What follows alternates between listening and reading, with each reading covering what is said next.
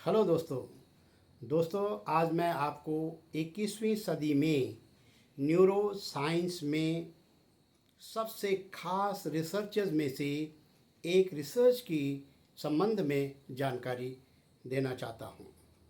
ये research neuroplasticity पर आधारित है।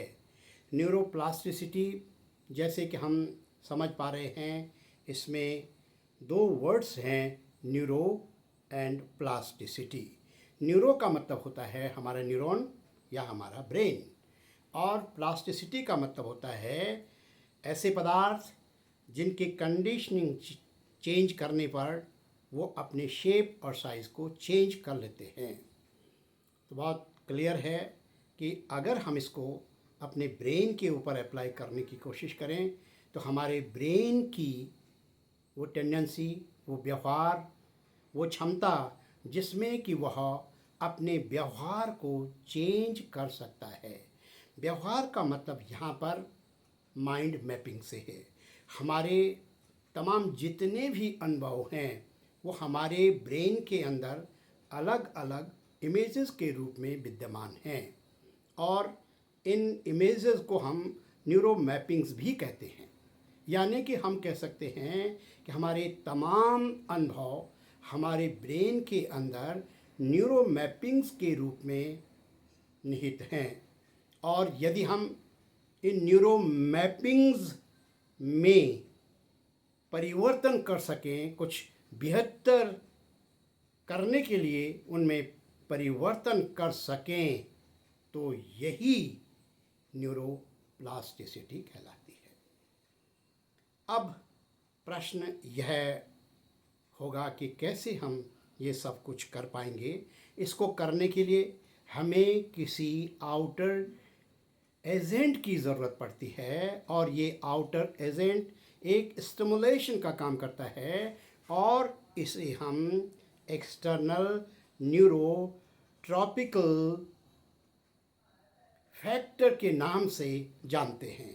कहने का तात्पर्य यह है कि जब कभी हम न्यूरोप्लास्टिसिटी की बात करेंगे तो वह हमारे अंदर स्वाभाविक नहीं होगा।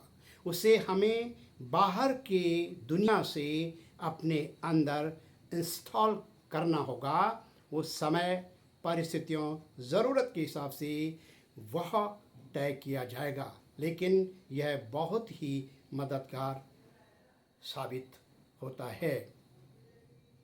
अब यहाँ पर हम ये समझने की कोशिश करें कि न्यूरोप्लास्टिसिटी कितने तरह से काम करती है। इसके 3 प्रकार से उपयोग करने की क्षमता होती है। पहली जो क्षमता है इसके अंदर, या पहला जो इसका पार्ट है, वह है केमिकल न्यूरोप्लास्टिसिटी। इसमें हम बाहर से जो कुछ भी सूचनाएं या स्टिमुलेशन पा रहे हैं वो हमारे अंदर जा कर के इस प्रकार से यदि हमारे अंदर प्रभाव डाल रहा है कि हम उससे जुड़ सकें, और जब हम उससे जुड़ सकते हैं तो उसके बाद हमारे न्यूरॉन्स और उस ऑब्जेक्ट के बीच में वन करेस्पॉन्डेंस हो जाता है। कहने का मतलब हमारा न्यूरॉन्स और हमारा माइंड के अंदर उसकी पिक्चर बन जाती है, और ये पिक्चर हमारे अंदर वो केमिस्ट्री पैदा करती है, वो हमारे अंदर वो तमाम सारी क्षमताएं पैदा करती है उस समय जब हम उससे जुड़े रहते हैं। ठीक वैसे ही इसको कहा जा सकता है जिस प्रकार से कि हम एक तागा लेते हैं और उसमें बहुत सारी मोतियाँ पिरो लेते हैं और वो माला बन जाती है। ठीक इसी प्रकार से हमारे ब्रेन के अंदर केमिकल न्यूरोप्लास्टिसिटी का भी रोल होता है। जैसे ही हम इस इवेंट से बाहर निकलते हैं तो कुछ समय के बाद सिचुएशंस बदलने के कारण ये पूरा का पूरा जो न्यूरोप्लास्टिसिटी केमिकल न्यूरोप्लास्टिसिटी के रूप में था, ये अब हमारे दिमाग से थोड़ा थोड़ा ओझल होने लगता है। कहने का मतलब यहाँ पर यह है कि ये हमारे कॉन्शियस ब्रेन के अंदर इम्पैक्ट करता है और इसका प्रभाव थोड़ी देर का होता है, इसलिए इसे शॉर्ट स्ट्रैटेजिक कहते हैं। मेमोरी के हिसाब से यह हमारे अंदर शॉर्ट मेमोरी तैयार करता है। इसका दूसरा भाग है स्ट्रक्चरल न्यूरोप्लास्टिसिटी।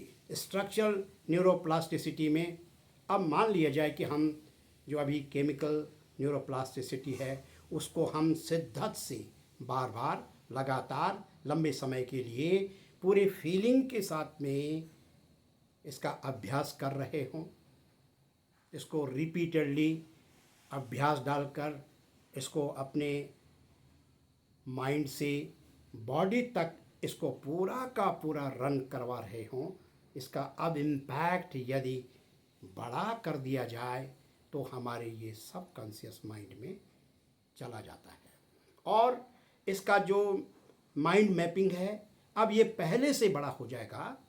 अब ये हमारे अंदर बड़े रूप में घर कर जाएगा। इसे हम स्ट्रक्चरल न्यूरोप्लास्टिसिटी के नाम से पुकारते हैं और हम समझ सकते हैं यहाँ पर इसका इम्पैक्ट पहले से बड़ा होता है। इसलिए ये लॉन्ग स्ट्रैटेजिक डिवाइसेस हैं, यानी कि यहाँ पर इसको करने से, इसके उपयोग से हमारे अंदर long memory power, long term memory power स्थापित हो जाती है, जो कि हमारे लिए बहुत ही लाभदायक है। इसका तीसरा भाग है फंक्शनल न्यूरोप्लास्टिसिटी। ये न्यूरोप्लास्टिसिटी नए कामों को नए ध्यान से, नए तरीके से करने से प्राप्त होता है। कुछ खास काम को खास तरीके से करने से प्राप्त होता है। कभी कभी जैसे कि हम देखते हैं कि हमारे जीवन में बहुत ऐसे लोग, बहुत ऐसी घटनाएं, बहुत ऐसी बातें हुई है जब कि हमें एकदम से एक्साइटमेंट हो गया और हम उस काम को अच्छे से निभा सके हैं या जान सके हैं। यहाँ पर हमारे अंदर एक क्वांटम जंप के रूप में उसने काम किया, एक्साइटमेंट के रूप में काम किया और वह अब हमारे दिमाग के अंदर हमेशा हमेशा के लिए छप गया। ये हमारे लिए फंक्शनल न्यूरोप्लास्टिसिटी है और ऐसा हमारे जीवन में बहुत बार होता है। यह भी देखा जा सकता है कि जब हमारा एम बड़ा होता है, हमें कोई बड़ा काम दिया जाता है और उसको हम शिद्दत से करते हैं, कुछ खास तरीका अपना करके, कुछ खास लर्निंग के ज़रिए, खास तरीके से जब हम उस बड़े जिम्मेदारी को निभाते हैं तो उस समय भी हम फंक्शनल न्यूरोप्लास्टिसिटी का उपयोग करते हैं।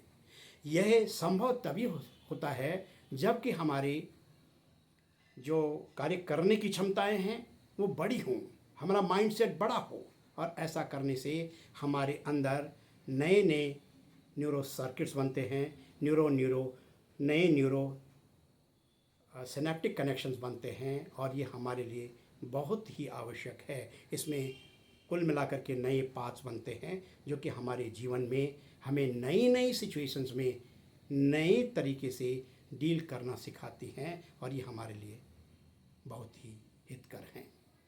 अतः हमें इन सब का उपयोग अपने जीवन में करना है। इनको करने के लिए हम एक एक करके केमिकल न्यूरोप्लास्टिसिटी, स्ट्रक्चरल न्यूरोप्लास्टिसिटी और उसके बाद फंक्शनल न्यूरोप्लास्टिसिटी का उपयोग करके हम अपने जीवन में बड़ा से बड़ा काम कर सकते हैं।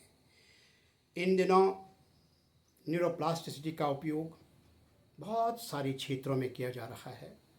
इसका थेरेपेटिक्स में एक ऐसा विज्ञान जो हमारी अंदर की क्षमताओं को और बढ़ाता है, हमारे अंदर की तमाम सारी जो हमारी प्रॉब्लम्स हैं उनको दूर कराता है, हमारे अंदर हीलिंग पावर बढ़ाता है, कंसंट्रेशन पावर बढ़ाता है, हमारे ब्रेन के अंदर या बॉडी के अंदर कहीं किसी प्रकार का कोई डैमेज पार्ट है उसको भी रिकवर करने का काम करता है।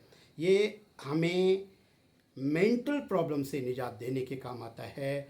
ये हमारे अंदर नए नए स्किल डेवलप करने के काम आता है। और इस प्रकार से इस भागती ज़िंदगी में ये न्यूरोप्लास्टिसिटी हमें बहुत मददगार सिद्ध हो सकता है। उम्मीद है अभी से हम इस पे कार्य करना शुरू करें। धन्यवाद।